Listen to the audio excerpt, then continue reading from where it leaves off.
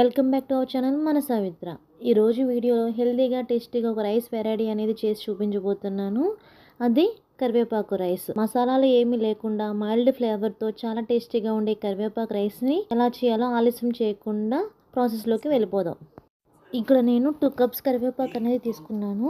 కరివేపాకుని 1కి 2 సార్లు కడిగి తడి ఏమి లేకుండా ఆరనివ్వాలండి. ముందుగా నేను ఇక్కడ కరివేపాకు రైస్ చేయడానికి 1 గ్లాస్ రైస్ని తీసుకుని బాగా కడిగి 1 గ్లాస్ రైస్కి 1.5 వాటర్ అనేది వేసి అన్నం అనేది పొడి పొడిగా రావడానికి అందులోనే కొద్దిగా ఉప్పు 2 టేబుల్ స్పూన్స్ ఆయిల్ వేసి 3 విజిల్స్ వచ్చే వరకు ఉడికించాను. అలా ఉడికించిన అన్నాన్ని ఒక ప్లేట్లో తీసుకుని ఆరబెట్టాలండి. ఇలా ఆరబెట్టడం వల్ల రైస్ చేసేటప్పుడు ముద్దగా కాకుండా పొడి పొడిగా ఉంటుంది. ఇప్పుడు మిగతా ప్రాసెస్ కోసము స్టవ్ ఆన్ చేసి కడాయి పెట్టుకుని కడాయి అనేది హీట్ అయిన తర్వాత 2 టేబుల్ స్పూన్స్ పచ్చిశనగపప్పు, 2 టేబుల్ స్పూన్ కందిపప్పు, 2 స్పూన్స్ మినపప్పు, 1 టేబుల్ స్పూన్ ధనియాలు, 1 టీ స్పూన్ మిరియాలు, 1/2 టీ స్పూన్ జీలకర్ర తీసుకుని ఫ్లేమ్ అనేది మీడియం ఫ్లేమ్లో పెట్టుకుని ఫ్రై చేసుకోవాలి. ఇవి గోల్డెన్ కలర్లోకి వచ్చిన తర్వాత మనం తినే కారానికి తగిన విధంగా 5 నుంచి 6 ఎండుమిరపకాయలు వేసి లైట్గా ఫ్రై అయిన తర్వాత 2 కప్స్ కరివేపాకును కూడా దీనిలో వేసుకుని క్రిస్పీగా వచ్చే వరకు మీడియం ఫ్లేమ్లో ఫ్రై చేసుకోవాలి. తర్వాత చిన్న నిమ్మకాయ సైజ్ అంత చింతపండును కూడా తీసుకుని ఇవన్నీ బాగా ఫ్రై అయిన తర్వాత ప్లేట్లో తీసుకుని చల్లార్చుకోవాలి. చల్లారిన వాటిని ఒక మిక్సీ జార్లోకి తీసుకుని బాగా బరకగా కాకుండా మెత్తగా కాకుండా కొంచెం బరకగా గ్రైండ్ చేసుకోవాలండి.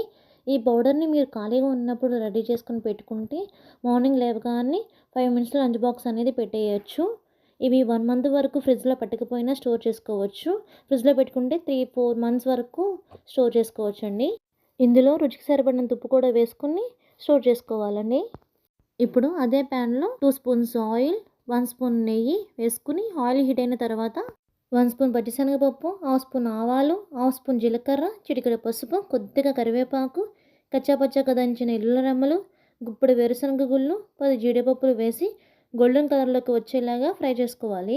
ఇలా ఫ్రై అయిన తర్వాత మనం గ్రైండ్ చేసుకుని పక్కన పెట్టుకున్న కరివేపాకు పొడిని అనేది వేసుకోవాలి. 2 మినిట్స్ అనేది ఆయిల్లో ఫ్రై అయిన తర్వాత ఉడికించిన రైస్ని పౌడర్లో వేసుకుని మిక్స్ చేసుకోవాలి. రైస్ ఐటమ్స్ చేసేటప్పుడు ఎప్పుడైనా సరే స్టవ్ ఫ్లేమ్ అనేది హైలో పెట్టుకుని బాగా కలుపుకుంటూ 2 మినిట్స్ అనేది ఫ్రై చేసుకోవాలి.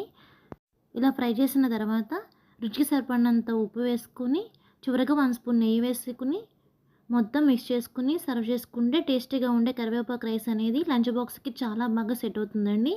వీడియో నచ్చితే లైక్ చేసి మన సవిత్ర ఛానల్ని సబ్స్క్రైబ్ చేయండి.